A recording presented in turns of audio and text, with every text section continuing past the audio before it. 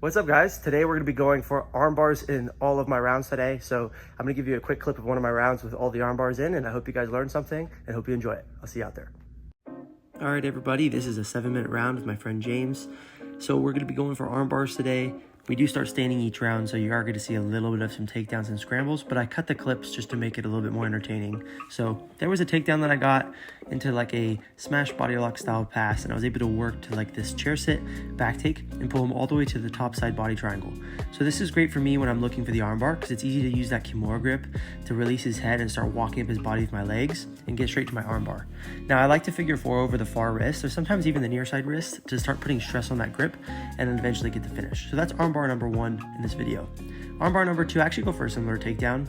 It's a takedown that I'm just trying to get a lot of reps on here in the near future, but I get a similar guard pass, putting some pressure and working my way off to the side, but he turtles this time. So I get my near side hook in first, which I always recommend, and then far side hook, and was able to switch now to the body triangle again. We're top side body triangle, bottom side Kimura grip, and we're able to go back into the same arm bar where I work up his body and trap his shoulder, release his head from the Kimura grip, and lock the figure 4 of my legs, and then can start to get that arm bar finish on arm bar number 2.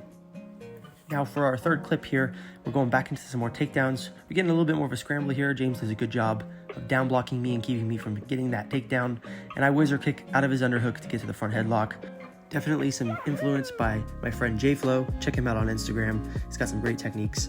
Now, once I'm here in the turtle position, again, I'm trying to fight for that Kimura wrist control on the far side arm. I'm looking to get that near side hook in, but he's doing a good job of keeping his knee to his elbow. So I end up going far hook and pulling him down to his back for almost a chair sit back take, but decide to settle for this S-mount arm bar by switching my arms from the Kimura grip to a scoop grip and holding my own leg.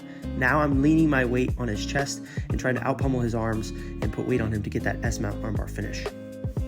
For our third clip, I break my own rule by pulling guard. I've made a rule where I won't pull guard anymore, but I decided to break it for this video, and I decide to cross his elbow past my center line as I bring my knees to my chest and get the far lat grip. This helps me cut an angle and get over his shoulder. Once I start to invert, I drop my shin down in front of his face. This helps tuck his head and basically make him complete that front roll so I can land into the arm bar. Now I get that figure 4 grip on the far side arm, again with my legs, to break and put stress on his fingers. That helps me peel those hands apart and get back to that arm bar finish again. And then here he shoots in for a takedown. I'm able to down block with the underhook, pull him down with the front headlock to that snap. And then once I'm here, I'm using that guillotine position to get to the top turtle.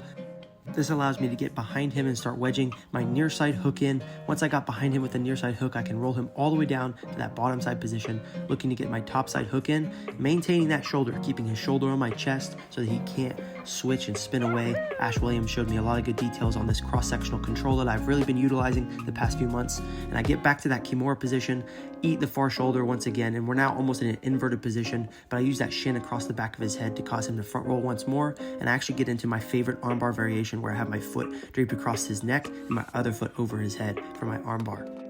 For our next clip, I'm going for some underhooks here and hitting that similar takedown where I drop back down to my knees. I get to the top position here and eat the top knee, start to get my near side underhook and start to stretch him out by walking towards his hips, and it allows me to backstep and clear that hook, getting back behind him again. And since I had the near side underhook, I can use that to make him turn away, getting a seatbelt control, working back into my S-mount position. I decided to switch from that chair sit back take to the S-mount position because it is armbar day. So once I've separated both of his arms, you can tell right when I fall back, I get the tap instantly. I was able to get the separation and all the pressure before I even fell back, which leads to a great finish. In this position, I'm settled on top, trying to put a lot of pressure on James's guard, working to that butterfly half again, but he's doing a good job of kind of pummeling back and making me center again. So I switch to the far side and hit that knee slice and use my foot to free that little ankle control he had. And then from here, I'm making him turn away again, getting like almost like a gift wrap style control. That way I can switch back into that S-mount armbar. Really trying to make sure that I can keep my foot kind of underneath his armpit, but he's sitting up, so we did a really weird leg configuration where I ended up switching back to that same position that I really love, with my foot behind the back of his head and my other foot across his face. Now here's our last clip of the day. He shoots him for a takedown, and I use the front headlock to turn him over again, working back to that turtle position, working to try to get my near side hook in, but he hits a Granby. So I get top side hook in with bottom side control, roll him all the way down to the bottom hook, and then I can get back to that body triangle. More details from my friend Ash Williams.